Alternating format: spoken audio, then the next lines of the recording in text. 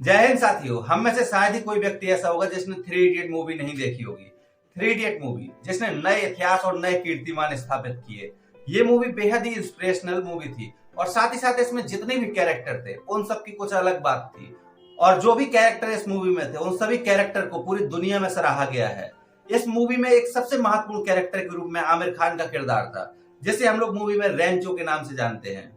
और रैंचो का जो किरदार है हमारे परंपरागत एजुकेशनल सिस्टम में सुधार की बात करता है और अपनी एक इनोवेटिव सोच और नए तरीकों के द्वारा समाज में कुछ अलग करने की बात करता है। इस किरदार को हम सभी लोगों ने बेहद सराहा है। लेकिन कहा जाता है कि मूवी में जो एक्टिंग करते हैं वो वास्तविक हीरो नहीं होते हैं। वास्तविक हीरो यानी रियल हीरो वो होते हैं जिन पर मूवी बनती है। लेकिन एक सवाल उठता है कि क्या वास्तव में हमारे समाज का स्वरूप ऐसा ही है जिस किरदार के ऊपर इतनी बड़ी स्क्रिप्ट लिखी गई है? आज जानते हैं उनके बारे में।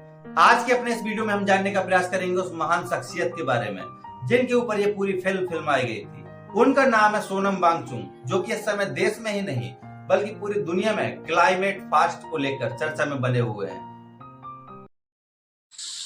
Climate fast, and today I finished my 21 days of climate fast and I was brought to this hospital.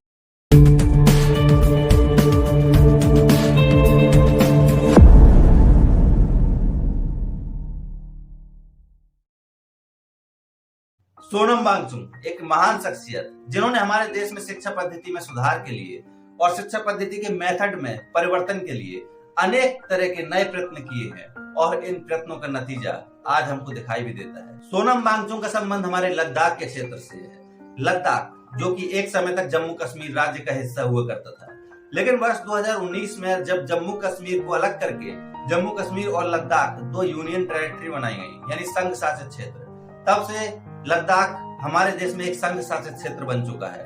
यानी सामान्य रूप में कहें तो लद्दाख का नियंत्रण सीधे सीधे केंद्र सरकार के हाथ में है। इस लद्दाख के क्षेत्र में एक लंबे समय से सोनम वांगचुक क्लाइमेट फास्ट कर रहे हैं। तो चलिए आज जानने का प्रयास करते हैं क्लाइमेट फास्ट क्या है और आखिर क्यों लद्दाख के क्षेत्र में प्रोटेस्ट चल रहा है और आखिर सरकार क्यों नहीं इतनी बड़ी शख्सियत की बात सुनने को तैयार है, जहां लगभग 10,000 लोग अपने घरों से शांतिपूर्ण प्रदर्शन के लिए बाहर निकले हुए हैं।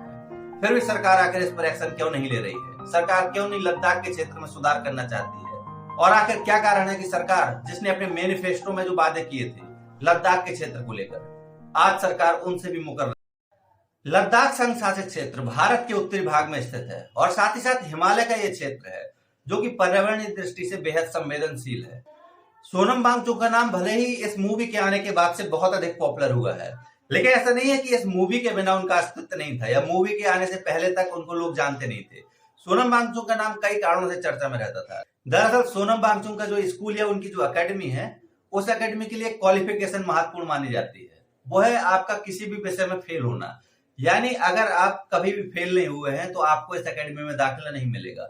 इतना ही नहीं, इसके अलावा इन्होंने आर्मी यानी सेना के लिए अनेक प्रकार के कैंप बनाए हुए हैं जो माइनस के टेम्परेचर में भी अंदर रहने वाले व्यक्ति को सुरक्षित रख सकते हैं। और आइस स्तूप जैसे कॉन्सेप्ट भी इनकी देन है। इन्हीं स्तूप की वजह से लद्दाख के क्षेत्र में जब मौसम गर्मी का रहता है, जब वहां पानी की कमी होने लगती है, तो उस किल्लत को दूर करने के लिए कॉन्सेप्ट दिया हुआ था।